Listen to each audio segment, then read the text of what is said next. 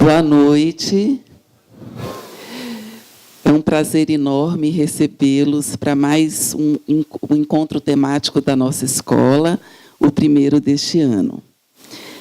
O VILA, a nossa escola, tem como objetivo, um dos seus objetivos principais, estar ao lado de vocês com força, com fé, para participar, para contribuir com a formação integral dos seus filhos.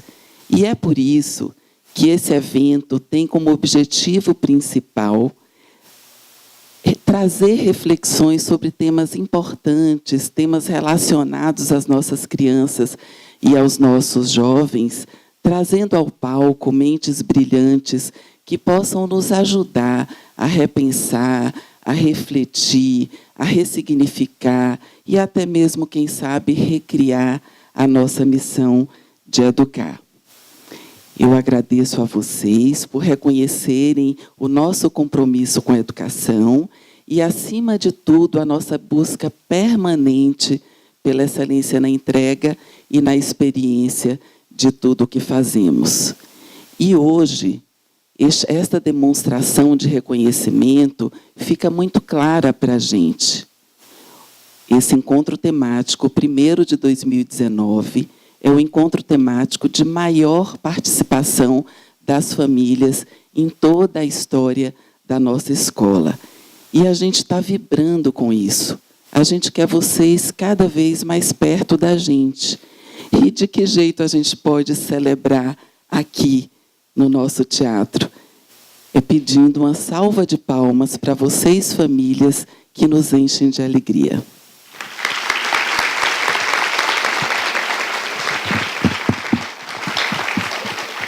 Muito obrigada de coração. Bem, o tema escolhido para o nosso encontro de hoje foi novos desafios para famílias, das questões emocionais às redes sociais. E qual foi a inspiração? A nossa reflexão e observação em relação ao comportamento da nossa sociedade, os pedidos, os inúmeros pedidos de socorro e também a ausência de uma definição mais clara pelo uso da tecnologia em detrimento, né, gente, a importante arte da gente se doar de corpo e alma para as interações sociais. E a consequência disso tudo são problemas nessas relações e também nas nossas famílias, e que, naturalmente, a gente precisa se esforçar para resolver. Não é isso? Acreditando na importância do diálogo, não só para a família e para a constituição de uma família forte, mas também para a sociedade, é que, com muito prazer, eu chamo o psicoterapeuta Jordan Campos, que é baiano, bacharel em filosofia, pós-graduado em psicoterapia clínica, mestrando em intervenção psicológica no desenvolvimento e na educação, para assumir os trabalhos de hoje. Jordan, seja muito bem-vindo. É um prazer. É um prazer tê-lo aqui conosco para conduzir os trabalhos de hoje. A casa é sua. Ótimo. Ok.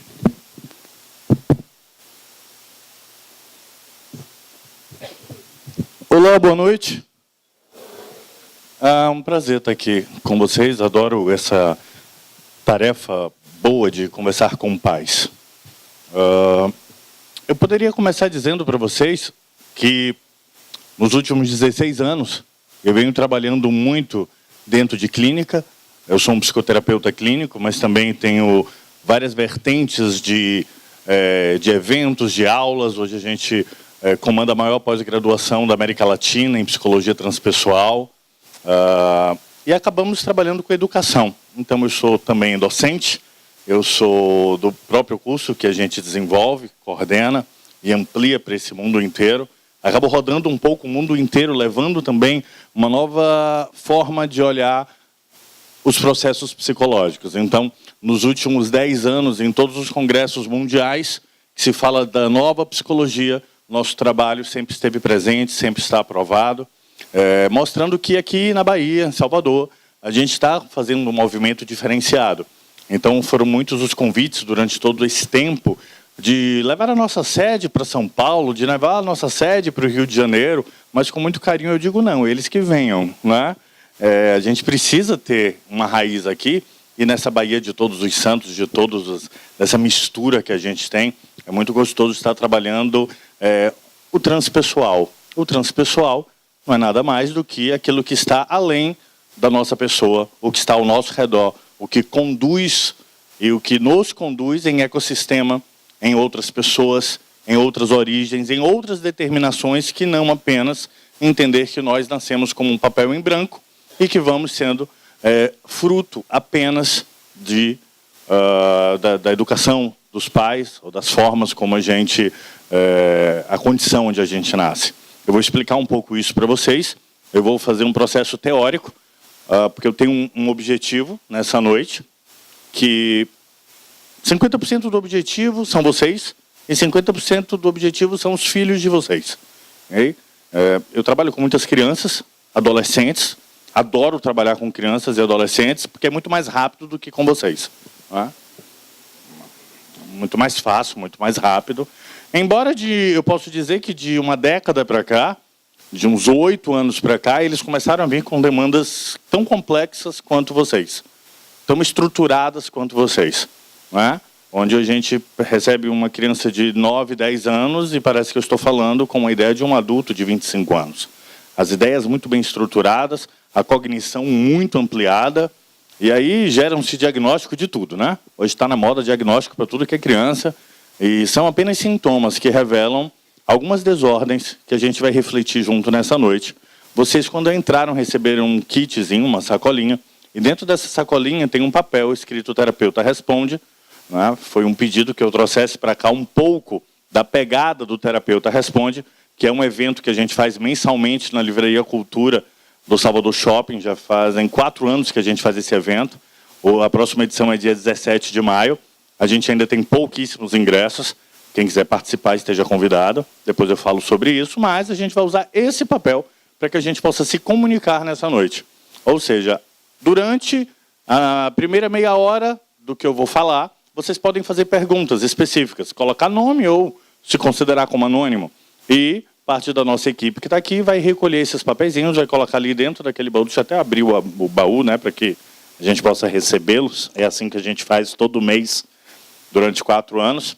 E, em determinado momento, eu vou começar a colher algumas perguntas e vou tentá-las responder, vou tentar respondê-las para que a gente possa fazer... Óbvio que eu não vou conseguir responder todas as perguntas, mas eu tenho absoluta certeza que, se eu pegar 10 perguntas, ela vai favorecer todos vocês.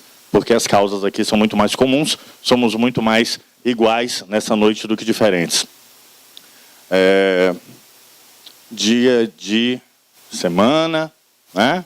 Aí tinha um bocado de mãe mandando o WhatsApp, o Instagram, no inbox para mim, dizendo: Jordão, as vagas encerraram, consegue uma vaga. Eu digo: olhe, evento de noite, falta 30% das pessoas. Aí um bocado de gente ainda, né? Tem que botar 30% a mais, que aí esse pessoal não vem. Quando é final de semana, é 10%. Né? Então, a gente, quando faz evento gratuito, a gente sempre coloca 30% a mais e sempre fecha. Graças a Deus, não dá overbook, né? Não dá overbook, a gente bota umas cadeirinhas, né? Convida para sentar ali, medida de emergência, senta até um pouquinho no chão, se der. Bom, uma questão que eu queria que a gente refletisse, a gente vai refletir junto isso, tanto para vocês quanto para os filhos de vocês. A pergunta para iniciar a noite é uma pergunta: de onde vem quem você é? De onde vem quem você é? De onde vem quem o seu filho é? De onde vem quem o seu filho é? O que forma a personalidade dele? Que conjunto forma quem ele é? E que conjunto forma quem você é? De onde vem quem eu sou? Como assim? Meu nome é fulano, aqui no RG. Não. Eu quero saber o que constitui todas as suas crenças, seus pensamentos, seu modo de agir, seu modo de se determinar uma ação e uma reação, num assalto, uma forma, numa desventura amorosa, a forma que você faz para lidar com o sofrimento, com as perdas. que faz você reagir ou fugir, ou faz você paralisar, que faz você escolher X e não Y, que faz a tua vocação lhe encaminhar para um lado. De onde vem quem você é? De onde vem? Diria a psicologia tradicional, ortodoxa, que você vem do meio. Eu vou dizer que não. Que vocês e os filhos de vocês são divididos em 4 partes. Vocês e os filhos de vocês são constituídos por 4 partes. A primeira parte, 25% de quem vocês são e de quem os filhos de vocês são. 25% é uma herança comportamental da mãe de vocês. Mas não só da mãe, de todos os antepassados que compõem o histórico da mãe de vocês. Isso a gente chama de sagas comportamentais. Ou seja, a gente não herda hoje apenas estatura, cor de cabelo, uma tendência ao diabetes, uma tendência... Não, a gente herda comportamento, a gente herda experiência que não foi assimilada nas gerações passadas. Isso ganhou um boom muito grande, uma prova muito concreta, sempre no pós-guerra. No pós-Primeira Guerra, no estresse pós-traumático da pós-Primeira Guerra, os filhos daqueles sobreviventes da Primeira Guerra, já começou a se manifestar algumas coisas, mas na Segunda Guerra foi total. Chegou-se à conclusão de que aqueles meninos que nunca tiveram contato com a guerra, que nunca tiveram contato com aquelas mortes, eles passavam por sintomas extremamente parecidos com o que os pais passaram, ou com quais os avós passaram na guerra. E foi se desenvolvendo muito da teoria do estresse pós-traumático e que deu uma origem a uma nova forma de ciência, uma nova forma de se chamar genética, que é a epigenética. Ou seja, é a genética transpessoal. Significa dizer que o campo, que o meio modifica e ativa os meus genes. Eu vou dar um exemplo bem simples para vocês. Vamos dizer que tem irmãos aqui nessa sala? Irmãos que vieram... Irmãos aqui? Irmãos? Não? Alguma consanguinidade aqui? Sem ser filho? Não. Primo? Primo. Primos aí? Cadê sua prima? Pronto. Primos. Vocês são primos que levantaram a mão? Pronto. Vamos dizer que vocês, primos, vieram com uma tendência genética a diabetes. Tá? E que vocês vieram com essa tendência. E o primo mais de baixo se chama como? Cláudio e José.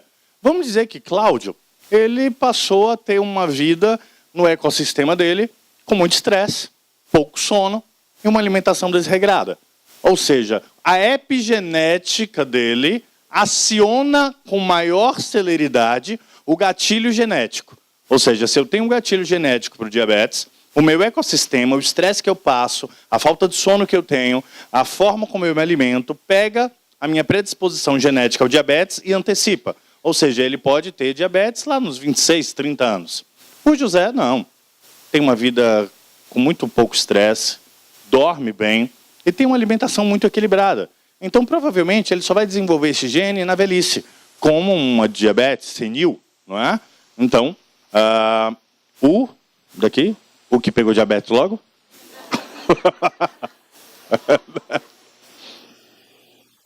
Pois é, ou seja, o meio, o que foi mais importante aí? A sua genética ou a epigenética? A epigenética. A epigenética é que aperta os botõezinhos de tudo que vocês trazem. E eu venho com a novidade para vocês de dizer, opa, vocês não recebem só a questão genética de um diabetes, de uma doença. Vocês recebem gatilhos comportamentais, sagas comportamentais da mãe de vocês, daquilo que não deu certo na história daquelas mulheres, daquela família, da loucura, das coisas boas também, mas das dificuldades, dos dramas, dos suicídios, das coisas que aconteceram caladas no silêncio, mas que passam. E aí um descendente, por conta de um episódio que possa acontecer com ele, dispara aquele gatilho e passa a agir como o mesmo conflito da sua mãe. Então, carregamos cargas genéticas e epigenéticas. Isso já é um modelo científico, um modelo de pós-doutorado em várias universidades ao redor do mundo, amplamente discutido. Se vocês quiserem uma das melhores fontes para estudar um pouco isso que eu estou falando, eu recomendo o livro A Biologia da Crença, do PhD Dr. Bruce Lipton, okay? Onde vocês vão encontrar de uma forma mais didática o processo da epigenética, que é uma realidade. Ou seja, o seu filho, ele pode estar em determinado momento, de acordo com a epigenética e com os estímulos que acontecem, trazendo à tona uma experiência não assimilada da história da sua mãe, da avó, daquele tio desequilibrado, daquele caso de alcoolismo, daquela tendência que está lá, gravado no sistema materno. Assim, então, vocês concluem que os outros 25% vêm do pai, quer vocês queiram ou não. Ah, mas eu não tive pai. Eu não conheço ninguém que não teve pai. Você não teve o pai que você quis, mas você tem um pai. E aquele pai, no momento em que o espermatozoide se juntou com o óvulo, vocês começaram a baixar o download de papai e mamãe. Não tem outra alternativa. Baixou o download. O download genético e comportamental. Por isso que o projeto Genoma chegou com uma ânsia muito grande, né? De que foram investidos bilhões de dólares. E disseram assim, com o projeto Genoma a gente vai fechar. Agora a gente vai saber tudo. A gente vai saber tudo, a manifestação de cada coisa no corpo. E toda a ciência ficou numa alta expectativa. Chegou ao final, eu não sei se vocês sabem, não se fez muita mídia ao final. Chegaram e disseram, bom, nós concluímos cerca de 2.000 genes, e a gente sabe tudo, mas tem 300 que a gente não conseguiu entender como eles se movimentam. Ou seja, não está ali, está em outro lugar. Tem algo externo que aciona eles. E nós da ciência não sabemos o que aciona. Ou seja, o próprio projeto Genoma, que gastou bilhões e foi incentivado por dinheiro do mundo inteiro, não conseguiu concluir com sucesso aquela expectativa toda de que vocês poderiam ali fazer um exame de sangue e saber exatamente tudo e ter o controle total. Avançou para alguns exames genéticos, mas sem entender o que vai acionar e o que não vai acionar. Eles tinham a expectativa de saber exatamente como controlar, por exemplo, que um câncer fosse acionado ou não, que um Alzheimer fosse acionado ou não. E eles não conseguiram decodificar, porque isso pertence ao gatilho epigenético, ao que acontece no meio. Então, 1/4 vem do pai, e de todas as experiências que o pai teve. 1/4 vem da mãe, de todas as experiências que a mãe teve. Pode parecer trágico, coincidência, mas isso é até bíblico, né? No Antigo Testamento diz assim, e herdará a iniquidade de seus pais por até 4 gerações. Né? Então, você veja, esse conceito de que a gente herda e que vai passando é um conceito bem antigo, que várias culturas, várias filosofias orientais já fazem, de honrar os antepassados, de fazer com que esses antepassados não tragam suas cargas por aqui e agora. E é algo muito real hoje no ponto de vista da ciência. Tem um experimento muito conhecido, recente, já fizeram vários, mas com ratinhos, por exemplo, de laboratório. Os ratinhos de laboratório, e esse experimento ele foi reproduzido em 9 países, e os resultados foram idênticos, e eles fizeram a prova científica total e foi publicado. Esse estudo científico está no PubMed, para quem tem facilidade de entrar e encontrar artigos científicos. É um artigo que tem várias cópias, várias reproduções, onde pegam esses ratinhos e rato se estimula com cheiro de fruta, acetilfenona, ok? Então, se coloca acetilfenona para que esses ratos sintam o cheiro, e eles se sentem estimulados, se sentem excitados, mas no momento em que se libera o cheiro, se coloca um choque no rato. Então, ao mesmo tempo que libera o cheiro da acetilfenona, que é o cheiro da fruta, se coloca um choque associado àquele rato. E, em pouco tempo, em menos de uma semana, o rato começa, quando sente o cheiro da acetilfenona, a ter repulsa ao cheiro da fruta. Então, ele começa a ter medo do cheiro da fruta. Até aí, tudo bem. Condicionamento, resposta. Bem behaviorista, esse processo de punição, castigo, né, recompensa, tudo bem.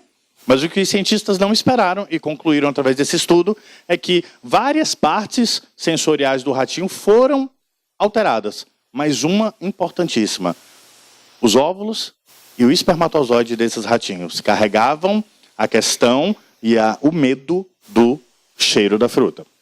Os descendentes desses ratinhos, eles então nunca tiveram contato com choque. Quando se coloca um cheiro de fruta, eles rejeitam a fruta. Então eles fogem da fruta. Eles nunca tiveram contato. E isso é um estudo que está no PubMed, que é um estudo de pós-doutorado, replicado. Tem um outro com chimpanzés e cobras também, que mostra que os chimpanzés eram separados em 2 grupos e eles conseguiam se reproduzir em cativeiro. E o grupo A tinha acesso a cobras que tinham presas, mas que não tinham veneno. E no grupo B, cobras que não tinham presas. e deixavam com que eles estivessem no ambiente junto com essas cobras. E os chimpanzés do grupo A, quando pegavam nas cobras, as cobras mordiam ele, e ele doía. Então eles começaram a ter aversão a cobras. Do grupo B, pegavam na cobra, a cobra mordia e não sentia nada. E eles acabavam destruindo a cobra, brincando. Então os filhotes, os filhos desses chimpanzés do grupo A, tinham medo de cobra. E o grupo B não tinha medo de cobra. Então, percebe que aquilo que a gente não resolve na nossa experiência migra para os nossos filhos como experiência não assimilada e que em um determinado momento, quando eles tiverem contato com um gatilho parecido com o que te aconteceu, ele vai reproduzir. E o que a gente vê é exatamente essa reprodução acontecendo. Várias vezes em consultório chega uma criança que está manifestando um sintoma, estou com TDAH, estou com refluxo, estou com isso, essas coisas da moda. E aí quando você vai olhar, é uma experiência não assimilada da família. É um processo até muito recente. Eu peço para a criança não entrar no consultório, dou alta para ela de 1 mês e chamo os pais. E aí o processo do menino se resolve sem nem tocar na criança. Os pais resolvendo os problemas dele e as demandas é como se desligassem. Por quê? Porque 25% vem do pai, 25% vem da mãe e 25% vem do meio. Sim, das primeiras experiências que essas crianças têm. Desde quando nascem? Não. Desde que elas são concebidas. Hoje, a gente já tem prova suficiente. Existem vários estudos e tem uma escola, uma universidade em Portugal, que trabalha dentro do campo da medicina, uma escola de medicina em Portugal, no Porto, que tem como matéria 1, 2 e 3, vida intrauterina. Onde se prova que a ligação do sistema nervoso do feto está em completa ligação com o sistema nervoso central da mãe e que todos os sustos, que toda alteração metabólica, que todos os processos que a mãe passa, o feto acha que é ele que está passando. Porque ele está num ambiente passivo e apenas registrando as experiências da mãe. Ou seja, desde que há a concepção, que é a primeira estrutura do sistema nervoso central e que o cérebro ganha uma parte chamada sistema de ativação reticular. O que é o sistema de ativação reticular? É o filtro do sistema cognitivo. Sistema cognitivo, o que é? É a capacidade que a gente tem de, através dos nossos sentidos, ler o mundo. Ou seja, de me perceber através da visão, de escutar a minha voz, de sentir o tato da cadeira, de sentir o cheiro. Ou seja, a forma que eu percebo o mundo através do meu campo sensorial. Ou seja, eu tenho um sistema de ativação reticular que filtra aquilo que eu percebo. Porque se vocês agora percebessem tudo ao mesmo tempo, vocês surtariam, teriam um ataque cardíaco e cairiam no chão agora. Imagina, se você agora está percebendo que você está usando óculos, que tem um colar no seu pescoço, e escutando a minha voz, um outro barulhozinho que está aqui de fundo, né? Você ia começar a ficar irritado, você ia começar a ficar extremamente irritado, ia começar a ficar você tem uma dispersão clássica, e você ia começar a ficar nervoso, adrenalina, você ia ficar hipervigilante, talvez tivesse um ataque de pânico nesse momento, simplesmente porque você está captando além. Pega isso que eu acabei de falar e guarda, ó. Batemos a clara em neve e vamos guardar isso. Porque isso é um fenômeno que está acontecendo com os nossos filhos, ok? Que é ampliação cognitiva do sistema de ativação reticular. Mas guarda aqui e eu volto para pegar daqui a pouco. Se eu não voltar para pegar, vocês me lembram, ok? Que eu não posso botar no forno sem essa parte, o bolo. Então vamos voltar para o bolo. O bolo, ele diz que, então, o meio me orienta. Como que o meio orienta? Por que crianças passam por coisas muito semelhantes e desenvolvem comportamentos diferentes? Porque é só 25% do peso do meio. 25% é do pai e das experiências do pai, 25% da mãe, das experiências da mãe. Os outros 25% que não são do meio, eu vou chamar de personalidade congênita. Eu vou dizer que é algo que a gente já traz. Não me perguntem de onde. A depender da filosofia de vocês, da religião, pode ser do inconsciente coletivo, pode ser de vidas passadas, pode ser da força e da vontade divina. Eu não vou entrar nesse assunto. Mas com certeza a gente já traz uma matriz pré-moldada, tá? Alguma coisa que nasce ali e que vai sim fazer um entroncamento. Ou seja, a minha personalidade hoje é um conjunto das experiências do meu pai, das experiências da minha mãe, das experiências dessa massa e das experiências do meio, mais ou menos até os meus 8 anos de idade, desde quando eu sou concebido, na 4ª semana de gestação, quando eu tenho o sistema de ativação reticular completamente pronto, até o dia que eu entro hoje aqui, eu estou tendo experiências, mas para os nossos filhos, até mais ou menos os 7, 8 anos. quando eles estão decodificando tudo que eles estão enxergando, tudo que eles estão sentindo. E toda criança tem que gerar significado a partir do que vê, através do que vê e do que sente, através do seu sistema de ativação reticular. Vamos chamar ele de SAR, S-A-R. Ou seja, o SAR de vocês agora estão focado em mim, nesse momento. Se algum de vocês estiver incomodado com o barulho que está no fundo ou com outra coisa, o SAR de vocês está captando um pouco mais do que deveria, você está em hipervigilância e a gente precisa reduzi-lo um pouco. Isso está guardado aqui e eu volto. Então eu vou dar um exemplo. Vamos dizer que uma criança precisa gerar significado de tudo. E ela tem, eu vou chamar aqui de uma moleira psíquica aberta até mais ou menos os 8 anos. Onde tudo que chega, ela precisa gerar um significado. Vou dar um exemplo. Vamos dizer que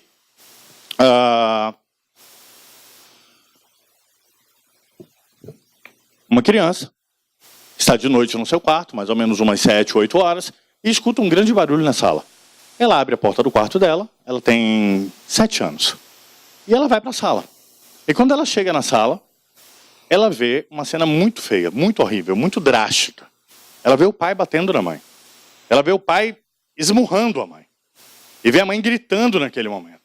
Naquele momento a criança paralisa, porque ela não consegue fazer o básico que um cérebro mamífero precisa fazer. Qual é o básico que o cérebro mamífero faz? Se tem um cachorro aqui na minha frente e eu bato o pé, quais são as duas escolhas do cachorro? Ou corre ou enfrenta. Naquele momento ela paralisa. Ela não consegue correr porque ela não sabe o que está acontecendo e ela não consegue enfrentar porque são os pais dela numa cena complexa. Mas ela não entende o que é aquilo. Tá? E ela fica... Aí a mãe olha, vê que o filho está olhando e diz, vá para o quarto, agora. Sai daqui, vai para o quarto. Vá para o quarto. Ele vai para o quarto. E o cérebro dele fica, eu preciso de um significado, eu preciso de um significado, eu preciso de um significado. Ele dorme mal, e no outro dia ele acorda, e existe outro barulho na sala. E ele abre a porta, o coração dele palpitando, quando ele chega na sala e ele olha, a cena é outra. A mãe está sentada, o pai está no colo da mãe, a mãe enchendo o pai de beijo e dizendo, mas eu te amo tanto, tanto, você é o amor da minha vida. Aí a criança para. Ontem, estava um esmurrando o outro. Agora, eu te amo, você é o amor da minha vida. Então veja quanto campo de significado essa criança pode gerar. Vamos dizer que essa criança, e ela vai precisar gerar um significado, ela gera o seguinte significado. Amar dói. E eu não gosto de sentir dor. Logo, eu vou rejeitar o amor. O programa está instalado. Aí ela vai, cresce. Quando ela começa a ficar adolescente, que ela começa a gostar das pessoas e se envolver. Quando ela começa a sentir que o relacionamento está um pouco sério, ela do nada acaba a relação. Se for um homem, vamos chamar de galinha. Vai dizer, não, isso é um conquistador barato. Né? Conquista, quando começa a sentir uma coisa além aqui, uma coisa de estar gostando, ele se frustra. E ele parte para outra, e todo mundo começa a julgar, dizendo, você é mal educado, você é uma pessoa que só quer usar as mulheres, né? Você só quer... Não. Ele não sabe que ele está sendo comandado por um programa que está circulando antes dele ter a própria vontade sexual e de relacionamento. E ele está tendo um boicote. Por quê? Todo boicote, anotem isso na mente de vocês, todo auto-boicote é o corpo tentando proteger o filho de vocês e vocês. Tudo aquilo que você boicota é uma parte do seu cérebro sem pensar, porque o cérebro não pensa, ele executa. Tá? Quem pensa é a mente, mas aí seria outro capítulo. O cérebro executa aquilo que ele acha que é o melhor para a sua sobrevivência. E ele lista numa tabela de Excel os piores momentos e não os melhores. Porque é a partir dos piores que ele vai ter a certeza de que ele vai manter a sua sobrevida. Porque ele só colocar os melhores, você atravessa a rua e esquece que pode morrer atropelado. E foi. Então ele precisa colocar as experiências mais fortes e negativas num plano primeiro, para lhe proteger do assalto, lhe proteger da rua, lhe proteger de entrar no mar, cuidado com a onda. Então, ele classifica assim. Então, nesse momento, o cérebro, sem ele entender, começa a fazer isso. A menina, a mesma coisa. E ela começa a sentir uma profunda estranheza, porque as amigas dela costumam conseguir dizer eu te amo, costumam, né? E as meninas de hoje estão retadas, né? As meninas novas, elas já estão com um grupinho disso, daquilo, aí, porque você é amiga de fulana, aí você não é mais minha amiga, e agora você deixou de ser minha amiga, agora na outra semana já voltou a ser amiga de novo, e entra num grupo, aí fulana porque gostou de fulano. Elas falam até de namoro sem nem namorar, não é namoro, né? Mas é aquele namoro, é dizer, pronto, fulano disse que quer namorar comigo. Não tem nem beijo, não tem nada, mas é namoro, né? Aí o coleguinha muda de ideia, não, eu namoro agora a outra. Aí pronto, vira o processo, a filha de vocês chega em casa chorando e tal. É um processo, né? Eu tenho 4 filhos, né? Sendo que eu tenho trigêmeos, né? Ok. Então, quando vocês pensarem que está difícil, vocês pensem em mim e fiquem consolados, né? Ufa, ele tem trigêmeos, nossa senhora. Ele estava lá feliz em cima do palco, então para dar risada agora, né? Tem também trigêmeos? Ok. Bom, olha o que aconteceu com essa criança, por conta do significado. Agora vamos lá atrás.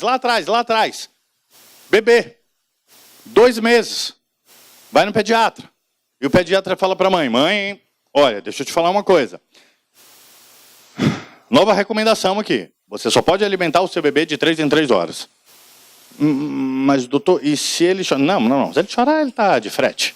Você tem que alimentar a cada 3 horas por conta da digestão moderna, por conta disso e tal, e da glicemia, e ele vai lhe convencer de que 3 em 3 horas é o melhor, e não a sua intuição de amamentar por livre demanda quando você quiser.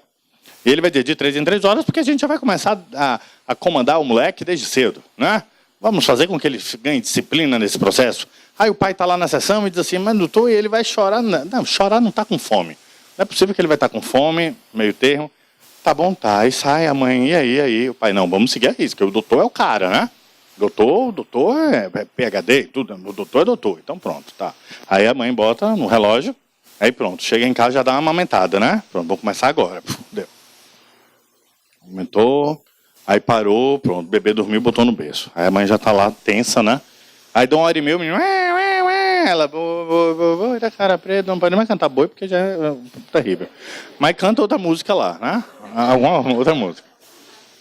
Aí canta uma música, e aí nesse momento, o pai, e aí, ele está com fome. Não, o doutor disse que não pode dar.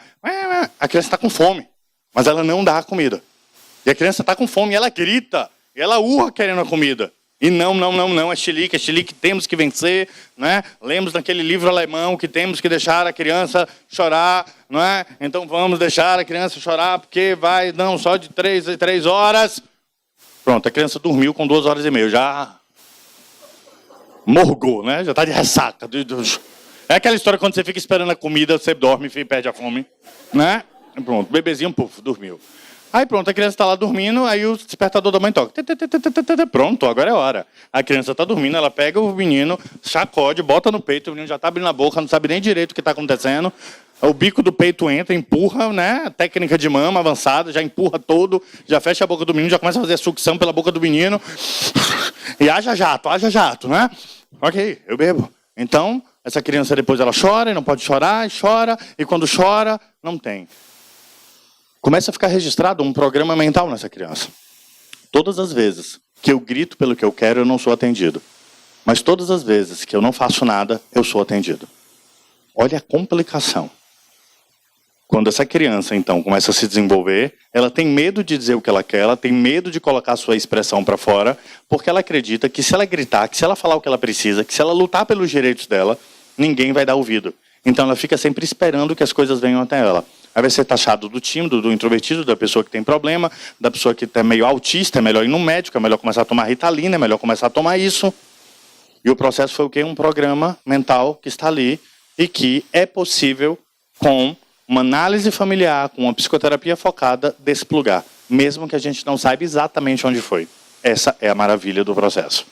Ok? Então, a gente vem trazer para vocês uma perspectiva diferenciada de cuidado e de informação sobre os filhos de vocês. Sobretudo para que vocês saiam daqui com vontade de pesquisar, com vontade de ir além, né? Por vocês e pelos filhos de vocês, porque vale a pena sair desse mundo, dessa caixinha fechada, que as pessoas criam instruções e regrinhas para controlar vocês. Controlar. O que é que você acha que tem uma farmácia em cada cantão? Se alguém é dono de farmácia, eu não estou fazendo nada. Indústria farmacêutica também não. Trabalho é trabalho, mas veja. Você acha que você dá seu CPF na farmácia para quê? Para ganhar desconto? Não. Para ele rastrear. Para saber por bairro se vende mais Viagra ou se vende mais remédio para demência, né? Aí daqui a pouco você está do nada, recebe no seu celular, olha, remédio R$ 9,99. Como é que sabe que eu tomo esse remédio? Não, mas sabe, né? Vocês estão dando informações, vocês estão alimentando um mailing de controle, que faz com que... Existe algum remédio na farmácia que cure alguma coisa? Quem tem enxaqueca aqui? Vocês já encontraram na farmácia um remédio para curar a enxaqueca? Não, para controlar tem, não tem? Para curar o diabetes? Também não, para controlar. Ou seja, vivemos numa indústria de controle. É preciso que você esteja controlado. Mas conseguir raciocinar sobre a origem do sintoma, que é a enxaqueca, e do sintoma, que é o diabetes, não. Não vamos falar nisso. Por quê? Porque pode libertar vocês. E aí o que pode acontecer? Ah, Jordão, você vai falar de teoria da conspiração. Não estou falando de teoria da conspiração. Imagina que todos vocês que estão aqui conseguem, a partir de hoje, ficar totalmente saudáveis. E cada pessoa que você contar uma novidade e conseguir tocar a farmácia da alma dessa pessoa, ela começa, então, a mudar um pouco o processo dela de dependência medicamentosa e começa a ficar melhor. E comecem vocês a virarem velhinhos serelepes. Velhinhos cheios de energia, né? Cheios de energia. O que é que vai acontecer com o país? Quebra. Não tem previdência para pagar todos vocês velhinhos e bem. Então é preciso que vocês morram para que o Brasil não quebre. Lógica. Eu estou falando alguma mentira? Não estou falando mentira. Se vocês chegarem numa idade maior, extremamente saudáveis, vocês estão dando prejuízo aos cofres do Brasil e o país vai quebrar. Então é uma política de que vocês adoeçam e que empurre vocês para adoecimento, porque no momento em que você se aposenta, no primeiro dia de aposentadoria, você é o quê? Um prejuízo para a nação. Entenda isso. Quem é aposentado aqui? Aposentado? Está até com vergonha de levantar, dizendo eu não sou prejuízo. Daqui a pouco, né, já levanto a mão aqui, já estão falando um negócio da minha previdência, né, vai pegar para o meu lado. Mas você passa a ser classificado pela economia como prejuízo. Você começa a dar prejuízo para o governo, prejuízo para o Brasil, prejuízo para o dinheiro que iria para a merenda das criancinhas. Ah, uma ova. Tá? Então eu contei aqui 2 casos do ecossistema, onde a criança gera um significado e depois, lá no futuro, como adulto, começa a... Vamos para aquela criança que viu os pais apanhando, viu a mãe apanhando, ela pode gerar um outro tipo de significado. O significado é, só se ama quando se apanha, só se ama quando se bate. Logo, eu vou precisar de uma relação perversa para me sentir amado. Aí você vê seu filho, sua filha adolescente, numa relação perversa, onde é machucado, onde é uma relação totalmente... onde a pessoa humilha essa pessoa, e onde cada vez que a pessoa mais humilha, ela mais fica ligada. Alguém já viu alguma coisa parecida com isso? Pois é. O que acontece? Existe um programa, né, que a autoestima é tão baixa, ou de ligação com a dor, de não merecimento. Por quê? Porque algum programa foi instalado em algum desses momentos e que está hoje comandando a sua vida. A gente tem a noção de que a gente controla a nossa vida? Mentira! Quem controla a vida de vocês são programas silenciosos, que foram montados há muito, muito tempo. E que a maioria desses programas nem são de vocês. Vocês estão apenas repetindo esses programas lá do pai, dos ancestrais, e uma hora, a depender do gatilho epigenético, esse programa aparece em você. Eu vou tentar fazer um modelo prático aqui para mostrar para vocês mais ou menos como isso funciona de uma forma mais visual. Eu posso chamar você? Você pode vir aqui no palco? Você pode vir aqui no palco? Você pode vir aqui no palco? Você pode vir aqui no palco? Venham, vocês 4. Né? O pessoal da primeira fileira sempre se lasca. Isso mesmo. Ok. Eu estou na frente, né? Prazer, minha linda. Por favor. Por favor. Por favor. Por favor. Ok. Ok, aqui mesmo. Aqui tá bom. O que vocês vão fazer? Um momento. Vocês já podem começar a escrever as perguntas, viu? Que daqui a pouco já chega a hora. Mas antes, prestem atenção nisso. Eu preciso que vocês se deem a mão e façam um círculo. Isso, um círculo. Pronto. Licença. Eu vou ficar aqui no meio. Pronto. Esse aqui é o meu campo epigenético. Diga seu nome. Bárbara. Bárbara. Ela representa a frustração que a minha mãe teve, a depressão que a minha mãe teve quando foi traída. Vocês me ajudam a gravar? A depressão que a minha mãe teve quando foi traída. Daniele. Daniele representa a fúria do meu avô, que era um matador do sertão, retado, que ninguém passava na frente dele, não levava desaforo para casa. Representa essa agressividade, essa coisa do meu avô que ia e resolvia. Ela representa o quê? ela representa quem? Ela representa, tá? O tio do meu pai que se matou. No momento em que ele teve uma grande frustração, que foi não passar em 2 vestibulares seguidos. Ele não passou nos 2 vestibulares e aquela frustração ele não soube lidar e ele se matou. Ela representa o suicídio do meu tio por conta de uma frustração por não ter conseguido alcançar uma meta que era grande expectativa na família, que ele fosse o doutor da família, e ele perdeu 2 vezes no vestibular de medicina e ele se matou, ok? E você? Karina. Karina representa aqui nesse momento um casamento muito feliz na história da minha família, lá dos meus avós maternos. Um casamento muito feliz e que foi feito de uma forma muito harmoniosa. Pronto. Então ela representa quem? Fúria do avô, depressão, o quê?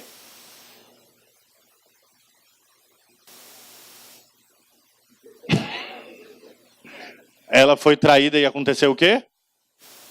Depressão. Aqui, por frustração. E aqui, depressão por traição. Na minha vida, ela, um casamento muito feliz. Tá? Por favor, comecem a rodar devagarzinho, ciranda, cirandinha. Isso. Isso. Na minha vida, as cargas epigenéticas estão assim. Eu agora estou aqui, sem carga epigenética. Não toque em mim, não. Isso, fica aí. Tá? E vamos dizer que eu estou tentando fazer vestibular para direito. Ok? E eu perdi o vestibular para direito. E eu fiquei muito chateado, porque toda a minha família é feita de advogados. Meu pai tem um escritório de advocacia. E eu fico muito mal nesse momento. Solta a mão. Solta, vem para mim. Vem, cola em mim, cola em mim. Pronto, colou. Fecha o círculo. Vocês fechem. Pronto, o círculo continua. E algo do sistema migrou para mim. E eu, então, ativo epigeneticamente a característica de suicídio. E eu começo a pensar bobagem. E eu começo a dizer para os meus pais, para a minha família, que eu acho que não tem mais sentido, que se eu não conseguir passar, realmente eu não vou fazer mais nada. E eu começo a ter umas ideações suicidas do nada. Eu nunca tive. Não tenho doença mental nenhuma. Mas de uma hora para outra, algo aconteceu. Ou seja, um gatilho que foi eu passar por uma coisa parecida, fez com que essa parte viesse para mim. Aí eu preciso de uma ajuda para dissociar essa minha carga e voltar ao sistema. E o sistema continua. Eu consigo eliminar minha carga epigenética? Não. Eu consigo fazer com que ela orbite sem tocar em mim. É impossível que você tire essas programações. Mas é totalmente possível que você desgrude quando ela estiver tocando em você. Ok? Então, eu, fazendo uma coisa que nenhum de vocês deve fazer, que é olhar o WhatsApp do parceiro, não é? Descobri que estou sendo traído. E nesse momento me veio uma dor imensa do processo da traição e era com o vizinho lá de casa. Pô, um vizinho, né? Podia ser outro, mas não foi o vizinho. Aí, quem descola e vem para mim? Quem descola e vem para mim? Na fúria do avô? Pode ser a fúria do avô? Pode ser a fúria do avô? Eu posso então responder a essa traição de uma forma violenta e matar a pessoa? Posso. Nossa, mas era tão calmo, né? Aí a Globo vai entrevistar lá. Não, era uma pessoa tão tranquila. Nunca tivemos a menor suspeita que ele poderia fazer alguma coisa. Né? Devia dizer, porque vocês não conheceram o avô dessa criatura. Não é? Pode vir quem também? A depressão. Então, a depressão pode me acionar, a depressão pode me acionar para que eu faça isso. Ó, eu estou com 2 coisas. Aí quebrei aqui meus anéisinhos, mas elas continuam rodando. Né? Então, nesse momento, eu posso, na mente dessa pessoa, trazer uma carga positiva e eliminar, vou colocar de volta, não eliminar, e eu me recupero. E eu me recupero o quê? Trazendo uma subpersonalidade que faz parte do campo epigenético da minha família. Tá claro para vocês? Tá claro? É assim que funciona. Muito obrigado para vocês. Palmas para elas. Okay.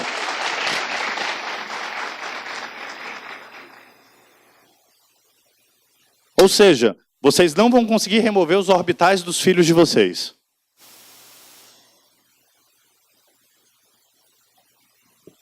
Vocês podem evitar que esses estímulos grudem. Como? Qual é a regra básica? Ensinando o filho de vocês a se frustrar. Ponto. O pior momento dessa época, agora que a gente tem, são pais de classe média alta, que batalharam muito na vida, que passaram por um sufoco para conseguir chegar onde chegaram, que lutaram, que trabalharam desde cedo, que não tiveram tanta herança não, e foram batalhando, e foram construindo, e chegaram então aqui agora. Nossa, tem tanta coisa que vocês passaram juntos, tanto momento onde vocês acharam que tudo ia... E as favas, que vocês iam perder tudo, mas vocês se recuperavam, passaram pelo plano isso, plano colo, plano aquilo, e conseguiram. E agora nós estamos aqui, e temos filhos, e aí papai e mamãe sentam no sofá, olham aquela criancinha brincando, e diz assim, né, amor? Olha, ai meu Deus, que orgulho, né, da gente ter um pimpolho daquele tão lindo, né? É, meu amor, que orgulho. Pois é, amor. E a gente lutou tanto, não é? É, amor, lutamos tanto. Amor, eu tenho uma ideia. Qual é a ideia, amor? Não vamos deixar que nosso filho nunca passe pelo que a gente passou. Ferrou, filho. Porque a condição deles poderem estar lúcidos, bens, sadios, é exatamente porque eles passaram por tudo aquilo. E a ideia maravilhosa deles é dizer, vamos super proteger para que ele não passe por nada. Pronto. Esse menino vai estar com 12, 13 anos no meu consultório pensando em se matar. Porque não tem base, não tem estrutura, não tem frustração, não aprendeu nada. É chocante ouvir isso, mas é verdade. Eu super protejo, ele não pode cair. Não, ele levanta sozinho, deixa ele levantar sozinho. Não. Né? A não ser quando os avós não estão em casa, né? Porque quando os avós estão em casa é impossível conseguir fazer isso. Né? Não tem controle. Né? Avô recebe uma possessão, né? Uma água benta, avô, porque avô é pai com açúcar, né? Passa manteiga e joga açúcar em cima. Vai pegar, mas tudo bem, ele está criando a âncora ali. Mas a âncora principal é com papai e mamãe. Ou mamãe, ou papai, seja lá como for a constituição familiar. Mas essas duas pessoas aqui, ou essa única pessoa aqui, tem que ensinar o filho a se frustrar. E aí vamos dizer que eu sou a mãe solteira e estou criando meu filho. Mamãe, cadê papai? Ah, filho, papai abandonou a gente. Né? Eu sou sua mãe, sou seu pai. Não! O lugar do pai, se ele foi embora, está vazio. Filho, papai não está aqui. Onde que está papai? Mamãe não sabe agora. Ou ele pode estar em São Paulo, ele pode estar no Canadá. E por que papai não está aqui? Porque papai não quer estar aqui. Ah, mãe, mas eu queria... Ei, fala a verdade nesse momento. Mostra que esse círculo aqui é de papai. E papai não pode estar aqui. Mamãe está aqui, vai fazer de tudo, como mãe, para lhe ajudar. Aí a mãe fala, não, mas eu sou pai. Não, você não é pai, velho. Você não é pai. Você é mãe. Porque aí você vai gerar uma mega expectativa de você ser uma pessoa tão inalcançável, você vai ficar num pedestal tão inalcançável, que a referência do seu filho, quando for se relacionar, vai ser procurar alguém tão forte, poderoso, pãezona como você, e ele não vai encontrar. E aí você ferrou a procura sentimental do seu filho. É preciso que ele entenda que tem um buraco vazio para os pais e mães solteiras. Está vazio. Por que papai não vem? Quando você estiver maior, você pergunta, ai meu Deus, mas ele vai chorar. Deixa ele chorar. Deixa ele chorar. Porque antigamente, o que acontecia? A vez da educação tinha uma ordem. Primeiro você me respeita. Depois a gente fala de amor. Primeiro respeito. Depois amor. Né? Ah, meu pai, mas minha mãe, mas eu não quero isso não, minha mãe. Não, eu quero ir para a festa hoje de noite. Não, vai. Não, minha mãe, mas eu vou sair, eu já tenho 14 anos, eu já posso sair. Eu já posso voltar meia-noite. Não vai.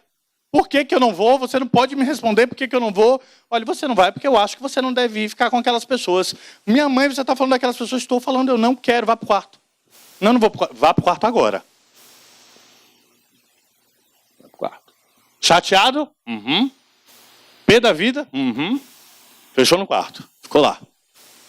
No outro dia, amanhece. O que o menino faz? Senta na mesa, quase que normal. Oi, mãe. Oi, pai. Tá, tudo bem. Vamos tomar um café. E aí, meu filho, tá melhor? Tô, mãe. Tô. Meu beijo. Meu beijo.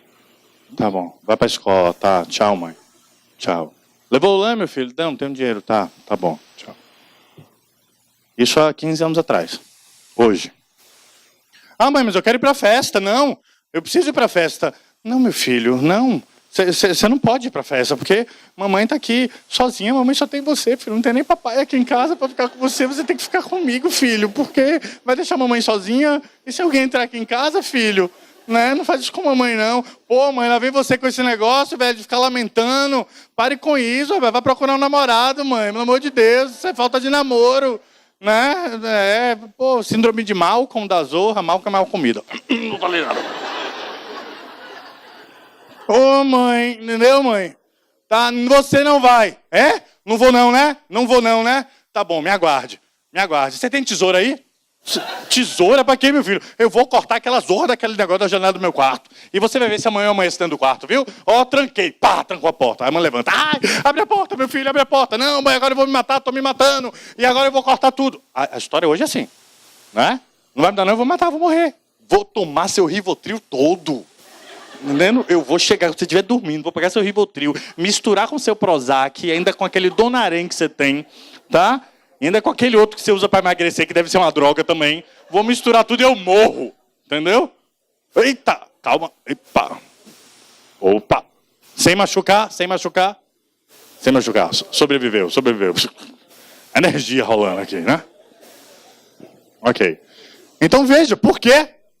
Porque essa mãe e esse pai, ele quer o quê? O amor do filho a qualquer custo.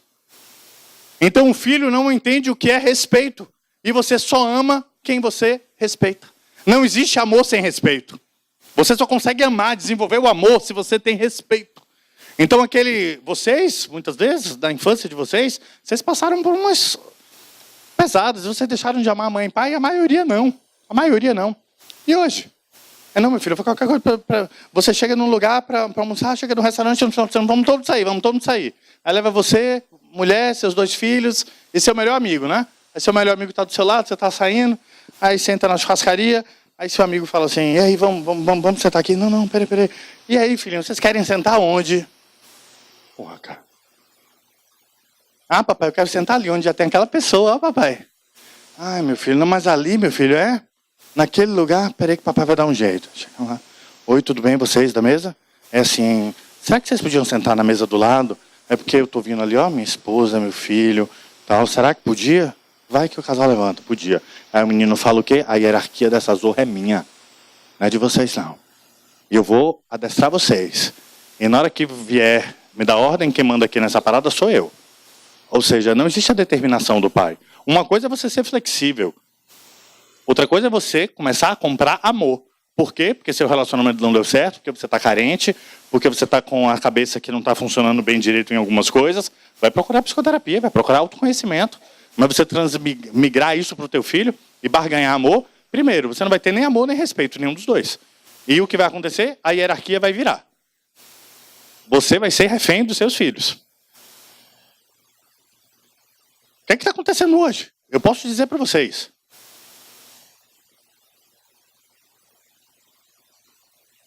Não, só para ver se tem criança na sala, tem uma ali. Ok, nesse momento você tapa rapidamente o ouvido do seu filho e eu digo, vivemos uma epidemia de suicídio. Vivemos. Estamos vivendo uma epidemia. As pessoas não falam muito nisso porque até fizeram um contrato, a mídia não pode falar, as pessoas não podem, mas a gente vive. Eu posso dizer para vocês que a cada semana são 16 suicídios em Salvador. Tá? Uma média básica. E dentro desses 16 suicídios, 40% são de jovens e adolescentes. Existem 2 tipos de jovens e adolescentes que se matam. Aqueles que têm um problema mental, uma bipolaridade, uma esquizofrenia, um humor depressivo. Existem aqueles que se suicidam por impulso de frustração. Se frustrou, e naquele momento ele não sabe como enfrentar, como fugir, e ele faz que nem um inseto faz, um escorpião faz quando vê fogo. Pega e pica ele mesmo. Então, é o suicídio por impulso. Não tinha nada ali naquela criança que falasse que queria se matar, mas vai. Por quê? Porque não consegue ter frustração. Porque não aprendeu a se frustrar. Porque a personalidade é líquida. É de um vidro tão leve, tão leve, tão leve, que a primeira frustração aperta a jet. A tecla jet é essa. E eu posso dizer, quem se mata mais? São as pessoas com doença mental ou são as pessoas por impulso hoje? As pessoas com impulso. Porque as pessoas que têm problema mental, pelo menos, estão tomando remédio. E estão mais controladas. Então, o maior índice de suicídio hoje são das pessoas por impulso desmedido. Adultos e jovens. Então, urgente a gente tem que pensar. Eu preciso ensinar os meus filhos que a frustração faz parte da vida.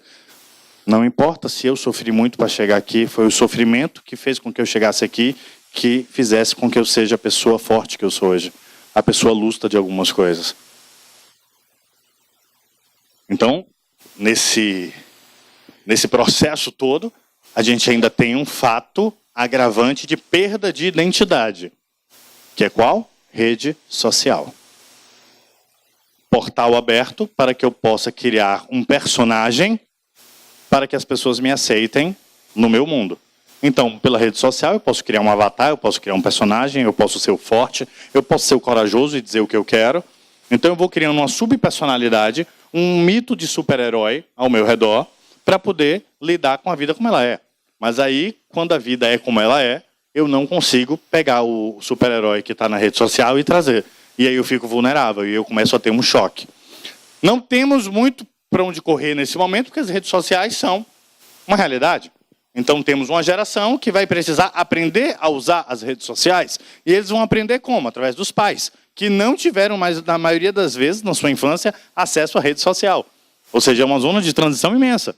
Pela primeira vez, nós temos que educar filhos em uma ferramenta que nós não tivemos conhecimento como quando fomos crianças. Então é uma coisa nova, é um aprendizado conjunto, não é um aprendizado dissociado.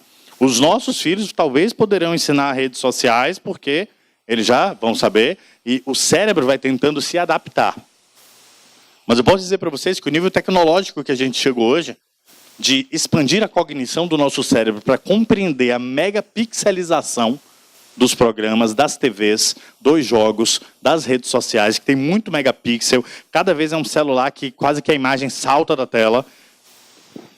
Peguei a Clara em Neve e trouxe. Altera o meu sistema de ativação reticular. Eu começo a ver mais do que eu preciso. E eu começo a ter, então, o quê? Dispersão. Que é chamada como? TDAH, isso, tem problema de... tem. Aí vão começar a dar milhares de nomes. Quando, no fundo, é uma distensão do filtro cognitivo da criança e do adolescente, onde ele capta além por conta da megapixelização que existe ao redor. E isso pode estar migrando de pai para filho também, ok? Então a gente tem acesso a uma megapixelização que o nosso cérebro ainda não está condicionado. Então a gente vai cansar mais rápido ou a gente vai fazer o contrário. A gente vai acelerar, porque o cérebro ele é competitivo. O cérebro adora uma competição. Então ele dobra a aposta. Antigamente eu tinha 100 bytes de informação por segundo. Hoje eu tenho 1000 bytes de informação por segundo. Então eu vou tentar rodar 10 vezes mais para conseguir alcançar isso. E nessas 10 vezes mais, ele começa a captar coisa que não existe. Que ele não precisaria estar focando. Exemplo. Olhem para mim, para essa estrutura aqui agora. Eu vou contar de 1 até 3. E vocês vão contar quantas coisas brancas vocês conseguem ver no cenário. 1, 2, 3. Quantas coisas marrons vocês conseguiram ver? Oi? Quantas brancas? Mais fácil. Por quê? Porque quando eu dei a instrução, o sistema de ativação reticular de vocês entendeu que eu queria branco. Então ele foca no branco. Ele não foca no marrom. Vocês viram várias coisas marrons, mas a instrução era qual? Branco. Então o sistema de ativação reticular cega o marrom para que você tenha e observe o branco. Quem aqui tem celular? Está com o celular na mão? Quem? Não. Você eu lhe conheço, quero alguém que eu não conheça. Não pode. Quem? Celular? Celular. Não vou fazer com você não. Depois vai dar problema. Você. Pronto. Ligue. Ok? Vamos aguardar. Demora muito? Não. Ok. Está demorando, não é só porque é agora. Mas tudo bem. Vamos ter paciência nesse momento. Como é seu nome? Você é mãe de Theo? Que idade tem o Theo? 3 anos, ou seja, Relaxa, dá para resolver tudo. Aí alguém vai dizer, ai meu Deus do céu, o meu já tem 9, 10 e agora? Calma. Dá para resolver também tudo. Não tão fácil como o Theo. Mas dá. Tá? O problema é quando passa dos 30, aí começa a ficar chato. Tá? Ok. Por favor, você pode me dizer que horas são no seu celular? 8 e... Você pode olhar de novo e me dizer que horas são? Só mais uma vez? Alguém pode trazer o celular para mim? Ok. Seu nome mesmo? Manuela. Manuela. Ok, qual é o ícone que está na esquerda da hora? Tem um íconezinho na esquerda da hora, do lado da hora que você acabou de olhar. Qual é o ícone? Não? Tá, é o do lado direito então. Do lado direito tem um ícone, bem claro aqui. Não, é o ícone aqui em cima, do lado da hora, é um íconezinho menor. É. Não, e do lado direito? Lado direito é... Tá bom. Qual é, então, o ícone que está no meio da tela? No meio, tem um no meio aqui. Manuela? Esse celular é seu mesmo?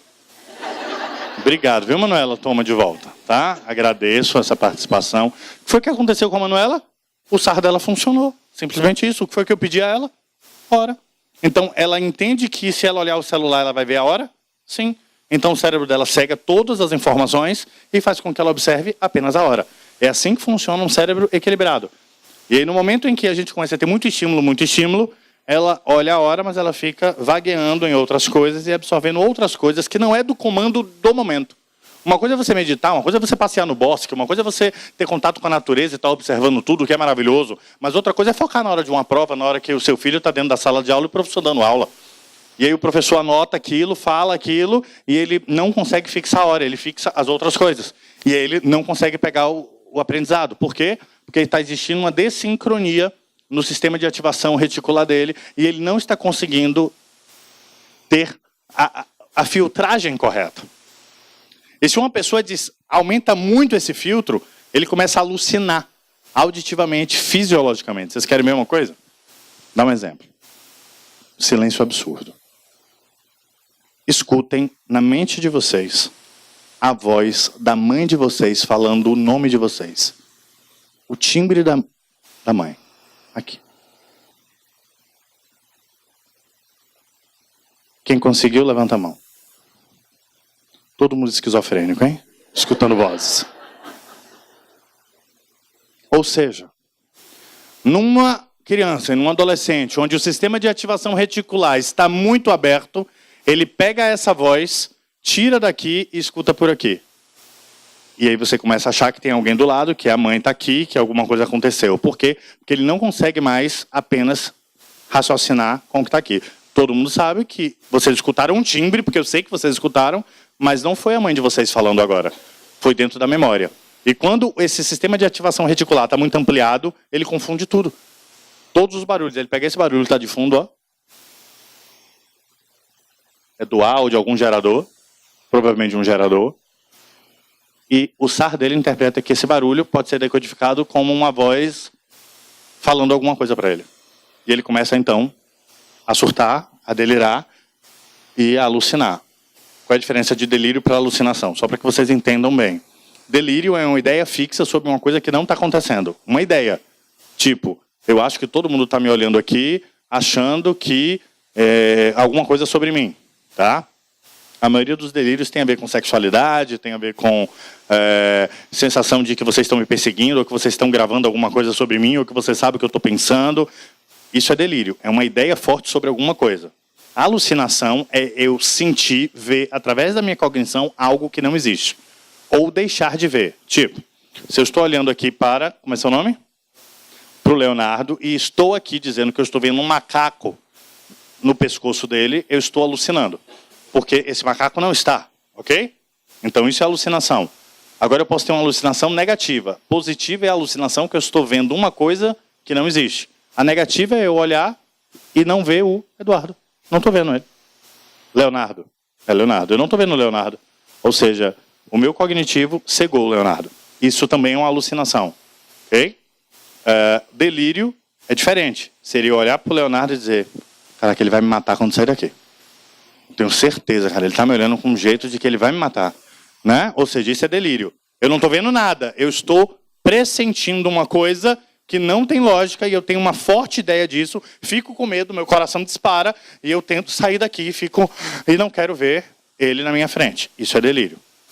Delírio pode acontecer com o filho de vocês ou com vocês por febre, por medicamento, por infecção. Até a infecção urinária pode causar um certo delírio.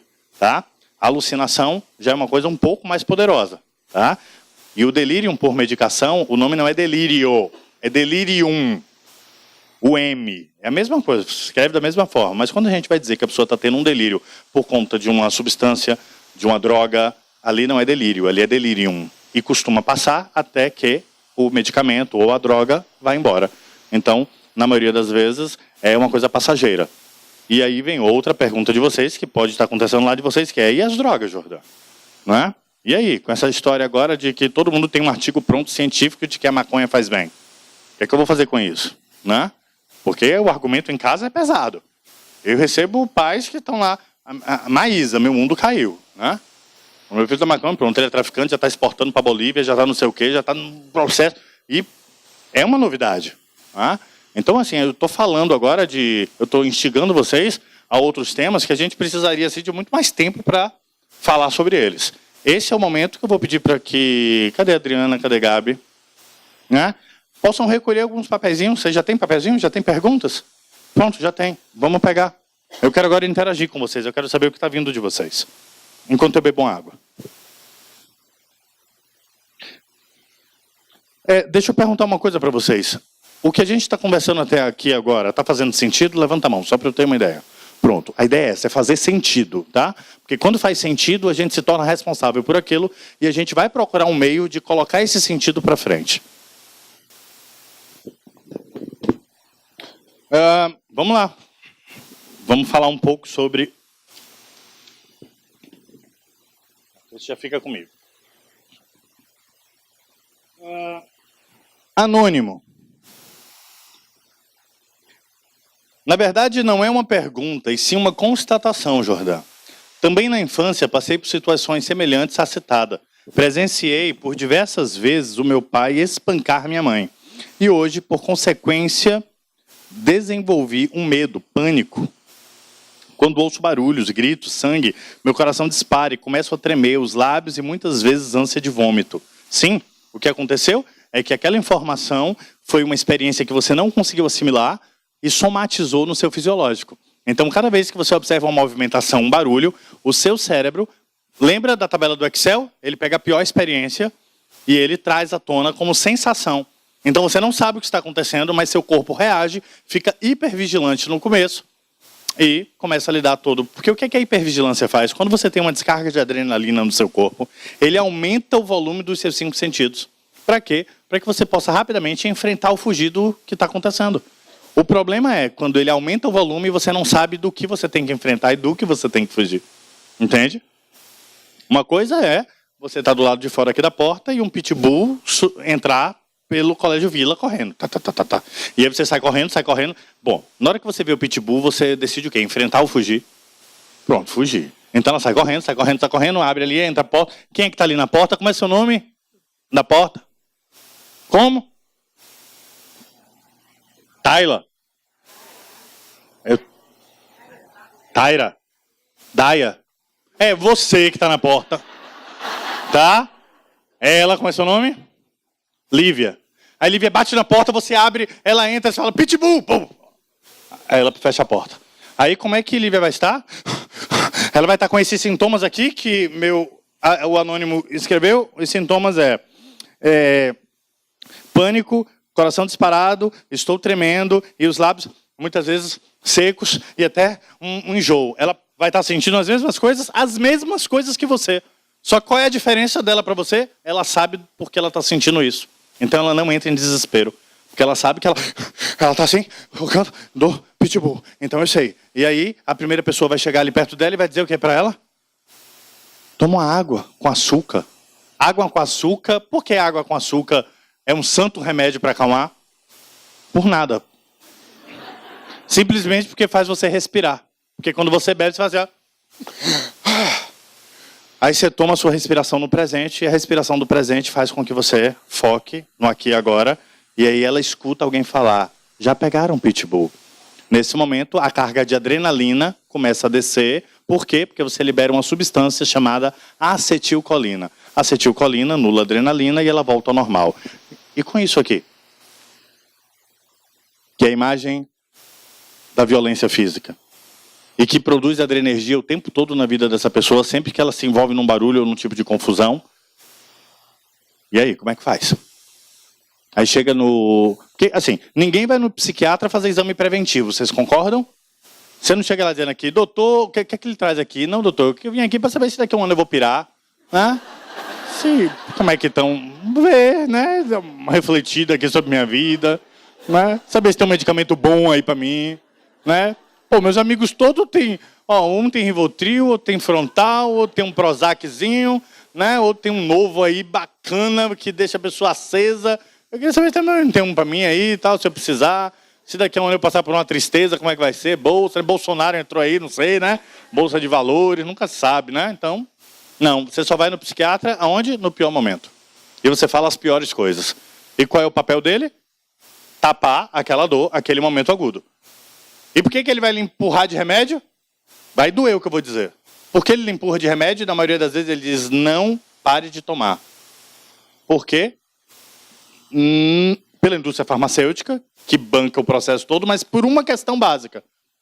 Ele aprende que não devemos confiar no ser humano, que o ser humano não vai lá fazer a reforma pessoal dele. E ele está errado? Não, ele na maioria das vezes está certo. Porque a pessoa não vai lá procurar uma psicoterapia, tentar autoconhecimento, não vai. Então, na dúvida, eu vou encher de remédio, porque se morrer não vai para minha conta. Então eu estou o quê? Me protegendo antes até de me proteger. Então eu vou fechar por todos os lados, porque eu tenho certeza que você não vai conseguir resolver esse problema. Entende? E na maioria das vezes ele está certo. Porque nós somos seres procrastinadores, nós somos seres que não temos ainda contato com essa abertura de caixa. Eu estou aqui abrindo uma caixa para vocês. Não acreditem no que eu estou falando não, experimentem, provem, procurem. Eu estou trazendo para vocês novidades básicas, ó, científicas. Eu rodo esse mundo inteiro, eu não fico dentro de uma caixinha. Eu acabei produzindo um tipo de psicoterapia completamente diferente, que no começo, nossa, foi um maior rebuliço, né? Era a gente querendo me matar, era a gente querendo me amar, é meio 880. Mas que está dando certo. E reconhece-se uma árvore pelos frutos. Nós temos anos e anos e anos e anos fazendo isso, e os resultados têm sido sempre excepcionais. De toda uma equipe que trabalha hoje junto comigo, e que a gente vem fazendo esse papel, de estar informando, de estar ajudando a ampliar e abrir essa caixa. Né? Então, o que a gente precisa é desconectar você dessa experiência original. Isso é possível. A gente vai pegar o seu cérebro, vai levar você ao estado da criança, vai fazer você ver de novo a cena, e agora, como adulto, mas na cena, porque o tempo não existe na sua cabeça, porque se está tremendo agora é porque a criança está viva agora, a gente vai dar um desfecho para essa cena. E o seu cérebro vai entender que você ou enfrentou ou fugiu. Então você começa a liberar acetilcolina e você se livra desse processo. Ok? Ok, tem aqui... Ó, o pessoal está anônimo, viu? Tem muita gente que me conhece do Terapeuta Responde, de outros eventos, e sabe que quando tem um nome, muitas vezes eu puxo a pessoa, né? Então o pessoal já fica, eita zorra, né? Vai pegar para mim. Teve gente agora que disse, me arrependi. Fui botar, mas ele só fala isso agora, né? Tá. Jordã, me separei por 2 vezes do pai de minha filha. Tá. Uma certa vez, conversando, ela disse que o pai era mais presente quando estava distante. Quais as consequências dessa percepção pode acarretar? Bom, o que aconteceu? Ela se separou 2 vezes, tentou uma vez, não deu, tentou de novo, não deu, muitas vezes até por conta da filha, porque já sabia que o carcará não era aquelas coisas todas, né? Mas voltou pela filha. E aí, uma certa vez, conversando, ela disse que o pai era mais presente quando estava distante. Sim, porque os homens, eles são territorialistas. Na maioria das vezes. Eles gostam de saber que o território é deles. Então, nada melhor do que atiçar a forma de proteção de um homem do que você mostrar a distância. Né? As mulheres que sabem jogar com isso têm os homens na palma da mão nos relacionamentos hoje. Né? Quando dá presença absoluta, quando diz assim, eu sou sua, sou totalmente sua, sou só sua. Mas, pô, velho, então não preciso fazer mais nada mesmo, nada. Nada assim. Não, amor, confia, eu sou fiel totalmente, eu nunca vou me dizer... A mamãe diz, não, filha, não fala isso, não. E a minha pontezinha de insegurança de ter que trazer você de volta, não, né? E aí o que aconteceu? Separou. A menina, a filha, aí o pai começa a ficar noiado, perdi o território, e ele vai se aproximando mais. Quando está no território, ele já diz, é meu, está dentro do meu território, eu não preciso estar tão presente, porque já é meu. Tá? Isso serve tanto para relacionamentos interpessoais íntimos, como para criança. Então isso é uma coisa normal que acontece. Pelo menos ele está. O que é que vai acarretar para sua filha? Não. Se vocês não falarem mal um do outro, nada. Entende? O problema é quando você começa a contar as misérias do que vocês passaram para os filhos de vocês. Porque quando vocês começarem a falar isso, os filhos de vocês vão dizer, o culpado então sou eu. Porque eu nasci e eu provoquei isso. Então não devemos falar das nossas mazelas para os nossos filhos, jamais. Tá? Tem que respeitar o lugarzinho do pai e da mãe e deixar que os filhos descubram, que os filhos cheguem, sem dizer, um dia você vai descobrir. Não. É leve. Ah, mas ele fica só comprando com presente. Deixa. É o modo dele agora. Tá? Na sua casa é sua casa. Pode ser que um momento até entre numa briguinha com você, porque uma hora isso vai desvendar. E quanto mais você ficar provocando, ele vai gerar um perfil opositor à sua recomendação, e aí que não vai para frente mesmo. Só vem anônimo, né? Boa noite, como lidar com uma menina de 12 anos que não entrou na adolescência da mesma forma que as colegas de classe e sofre com as posturas de chacota ou distanciamento destas. Sofre por não estar fazendo parte do grupo e, quando faz, achar tudo muito chato. Né? Não entrar na adolescência da mesma forma. Será que é uma adolescência que ela entrou, que desenvolveu bastante ou que não se desenvolveu? Independente, ela pode ter se desenvolvido além e ter entrado de uma forma diferente, e o aspecto fisiológico dela pode estar causando um zoneamento de tribos, né? Que os meninos fazem muito isso dentro da escola, que é procurar as tribos, o pertencimento da tribo. O que a gente tem que fazer é trabalhar a autoestima dessa criança, né? E ela vai se identificar com a parabólicazinha, com a autoestima de dentro de casa.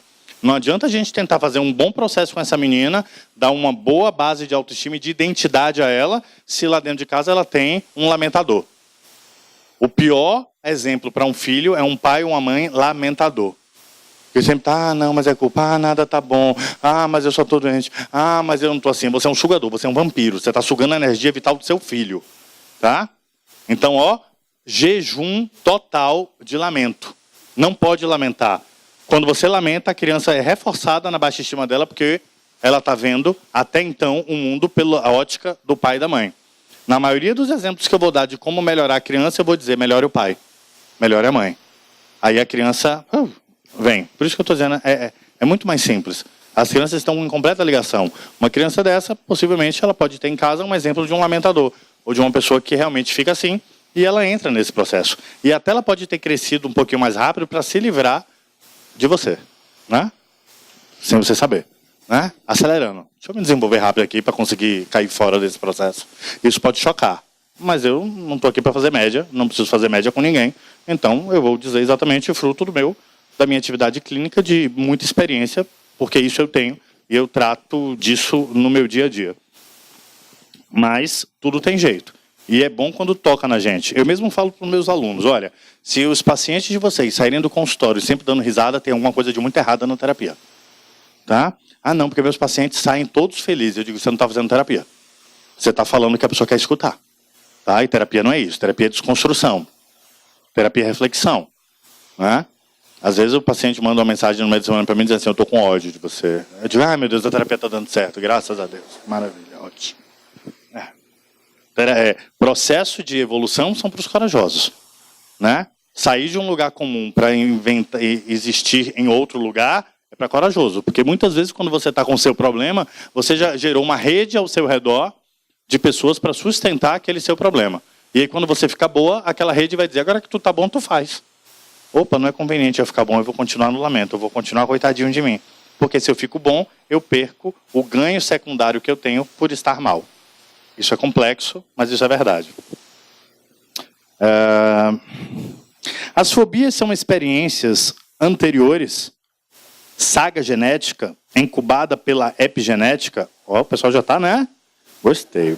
Mesmo sem ter sido identificado este momento, exemplo, uma hematofobia, que veio geneticamente do pai, também tem fobia de sangue, porém mais leve. Porém, é exagerada no filho, mas não houve nenhum episódio traumático aparente. Com toda certeza. Tá? A hematofobia, sim, pode estar migrando. Lembre, nunca uma fobia é o objeto da fobia. Tipo, não é o medo do sangue, é medo do que representa perder o sangue. Não é medo de avião, é medo de perder o controle. O pior momento de quem tem medo de avião não é quando o avião sobe, é quando escuta aquela vozinha, portas em automático. Aí a pessoa sente o quê? Não posso mais sair. E nesse momento é que o bicho pega. Né? O medo de avião, na maioria das vezes, não é medo de altura, é medo de perder o controle. Então, por detrás de toda fobia, existe alguma coisa lá atrás movendo. E a gente tem que encontrar que coisa é essa. Muitas vezes o medo de barata não é medo de barata, é o medo do grito da mãe que gritava com a barata desesperada. E aquele grito ficou tão forte que quando você vê uma barata, inconscientemente, lhe lembra o grito da mãe sem você lembrar. Entenderam? E você se conecta com essa experiência. Voltando um pouco, antes de pegar o próximo, em redes sociais, é importante que a gente entenda que é necessário impor limite de rede social. É necessário. Tá? Aí vocês vão perguntar algumas coisas tipo assim, eu devo controlar a rede social do meu filho? Eu devo clonar a rede social do meu filho? Eu vou alertar uma coisa para vocês. As crianças de 10, 11, 12 anos já falam coisas bem complexas. Então, se você é um pai, que você é um pai ciumento, se você não está preparado para ouvir algumas coisas que uma filha sua de 10, 11 anos fala com uma coleguinha e você clonar o celular dela, você pode criar um nojo, uma repulsa à sua filha, quando você perceber que ela conversa coisas que você só veio começar a conversar com 25 anos. Então, não é uma boa fazer isso. Tá? Você tome cuidado com isso. Porque você vai tomar um susto. Tá? Você vai ver situações extremamente complexas. A maior questão é, primeiro, dar a confiança. Tá? Em determinado momento, pedir, de uma forma gentil, que o filho mostre algum tipo de conversa e que ele possa começar a ganhar a segurança de estar numa rede social do seu lado. Não porque você está falando com quem é o que aí. Não. A primeira coisa que devemos fazer é condicionar os nossos filhos a um ambiente de segurança. Não é com medidas extremas que você vai ganhar ele em relação a isso. É ele podendo estar do seu lado, olhando as redes sociais dele, até compartilhando com você e dando risada junto, sem você mostrar que você está de olho. Porque as crianças são muito espertas. Quando você mostra que está de olho, ele já cria um mecanismo. E as crianças estão muito mais avançadas do que vocês em fazer fake de tudo. Então, tu lá abrindo o WhatsApp é o fake. O original está lá instalado no programa do Google. Quando clica o Google, abre o WhatsApp. Dá para fazer tudo isso no celular. Quando você clica no WhatsApp, abre um WhatsApp limpinho, só com coisa fofa. E aí você pega e alterna o ícone. Você pega o ícone do WhatsApp e transforma ele em ícone de Google. E aí o pai nunca vai muitas vezes clicar no Google dizendo assim, caixa postal da Vivo. Não vai clicar na caixa postal da Vivo. Né? E a caixa postal é o WhatsApp. Então, quando você começa a perseguir, você começa a dar ideia e a pessoa começa a se adequar a fugir. Quem tem mau caráter, quem foi mal cuidado, quem foi mal criado, vai fazer. Não adianta. Porque tem o quê? Outros fatores que você não controla. Faça a sua parte. Não temos como barrar o processo de rede social, mas temos como moderar, principalmente em ambiente onde se precisa de atenção, que é o quê? Almoço, jantar, hora de assistir um programa, hora de assistir um filme junto, não tem celular nesse momento. Não é? Isso é regra. Então, regras estabelecidas começam a condicionar. No começo pode... Né? É a mesma coisa de tirar a chupeta. Vai chorar 3 dias, 4 dias, 5 dias, depois acostuma. O nosso cérebro se acostuma a qualquer coisa. A qualquer coisa. Inclusive às piores. Por isso que é tão difícil romper um vício, romper uma tendência complexa, sair de uma relação perversa, porque o nosso cérebro acredita que aquilo faz bem para a gente. O cérebro, não a mente. O cérebro ele vai por condicionamento. Então, o grande desafio desse momento é ganhar a confiança dos filhos em relação a redes sociais, para que eles não precisem entrar em tutoriais para ter senha, para ter isso, entrar em deep web, fazer esse tipo de coisa. E você vai começar a perceber no humor do seu filho, se aquela rede social está fazendo mal a ele. Né? Quais são os principais sintomas de que a rede social está causando mal a ele? Intolerância, né? Aumento de violência na fala, não é? Subpersonalidade, como se ele mudasse um pouco a personalidade quando ele sai daquele aparelho. Mas se ele se mantém estável, se o humor dele se mantém estável, e quando ele fica fora do celular, ele não tem nenhum tique nervoso, ele não fica com vício, no começo pode acontecer, nesse processo de disciplina da rede social, aí sim é um momento onde vale a pena procurar uma ajuda ou inserir um novo método para controle de redes sociais. Mas a rede social hoje tem tudo, inclusive educação, né? Inclusive os sistemas de faculdades, de universidades, estão todos integrados em redes sociais. Hoje a gente usa um aplicativo que é rede social, que é o WhatsApp, né? Quando o WhatsApp cai, todo mundo entra em pane, né? Parece que a vida acabou, né? O mundo acaba com o WhatsApp, né? Aí você percebe que você mora numa casa que tem pessoas que habitam no celular, né? Então é assim, e dentro de casa é proibido se comunicar por WhatsApp um com o outro, entende? Nada de dar boa noite para o pai via WhatsApp. Não, isso não. Então, regrinhas simples, tá? Que se o filho de vocês tiver um ecossistema equilibrado, ele vai conseguir. Se o filho de vocês não tem um ecossistema equilibrado, equilibrem o ecossistema do filho de vocês. Ah, não, eu não vou pegar uma pessoa com nome, não, eu vou catar aqui. A Lorena ela faz uma pergunta light, né? Mais importante, que acho que todos vocês devem se perguntar, que é: o que fazer para a criança ter foco em sala de aula diante de tantos fatores dispersivos ao seu redor? Né? Sim, a gente tem uma infinidade de fatores dispersivos. A gente explicou aqui sobre o sistema de ativação reticular, que é o filtro da cognição. Um bom exercício para essas crianças é equilíbrio de hemisférios cerebrais, é fisioterapia para o cérebro. Né? A gente ensina isso no curso de inteligência, a gente ensina esse fator, nos eventos Ctrl+Z também, em consultório também. É uma fisioterapia, é um programa que a gente faz, onde você faz o exercício em consultório e você vai fazendo durante a semana de equilíbrio dos hemisférios, onde você consegue focar mais no processo e regular esse sistema de ativação reticular. De uma forma melhor aqui para vocês, eu vou dizer que se o seu filho está realmente sem conseguir ter foco na sala de aula, você já tem um laudo, que é o quê? Ele está focando a mais do que ele deve. Raramente ele está focando menos.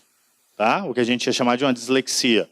Na maioria das vezes é hiperestimulação e não hipoestimulação. Hipo menos, hiper demais.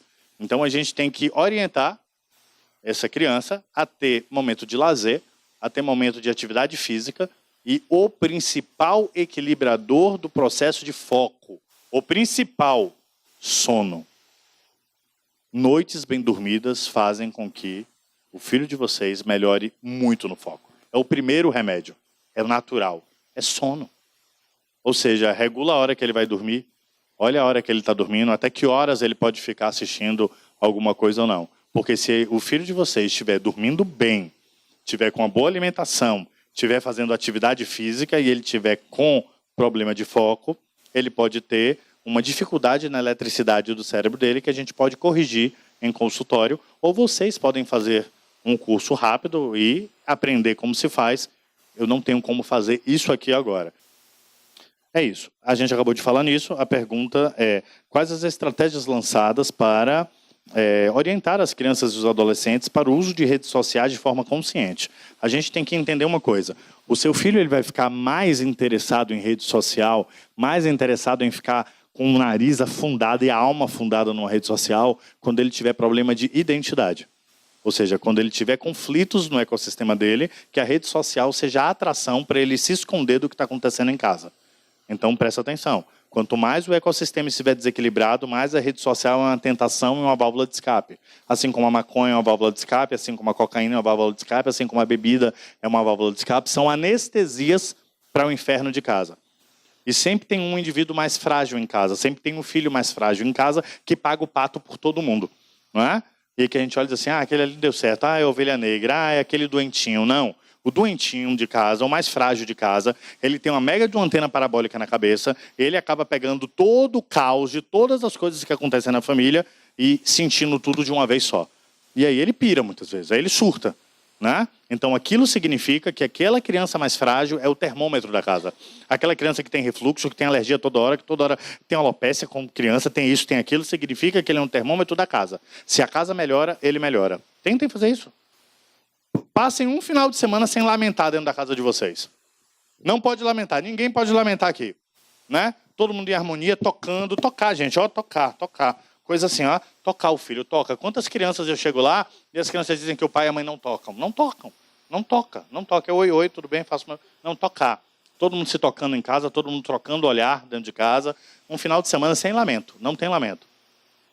Veja se na próxima semana alguém vai ficar catarrento. Veja se alguém vai ficar com aquelas gripezinhas. Não vai. A sala vai pegar toda a conjuntivite e o menino não vai pegar conjuntivite. Não vai. A imunidade dele sobe. Isso a gente chama de grande sistema imune. O grande sistema imune não é a qualidade de leucócitos e de resposta dos linfócitos mais especializados. Não. O grande sistema imune representa o equilíbrio do sistema através da emoção. Estresse acumulado e situações onde você não consegue enfrentar ou fugir, derrubam essa imunidade e fazem o filho de vocês receberem toda a carga da casa. É parecendo um camarão, ele está comendo toda a sujeira. Então toda a sujeira vai para alguém de casa. Sempre dentro de um lar tem alguém mais sensível. E esse sensível paga o pato. E aí a gente bota, afasta, diz que é o problemático, remédio e tudo, ao invés da gente melhorar. Porque se a gente melhora o nosso parente, o nosso querido filho que está dentro da nossa casa. Ok? Foi um prazer estar aqui essa noite com vocês. Eu me despeço de vocês com muito carinho. Muito obrigado pelo espaço.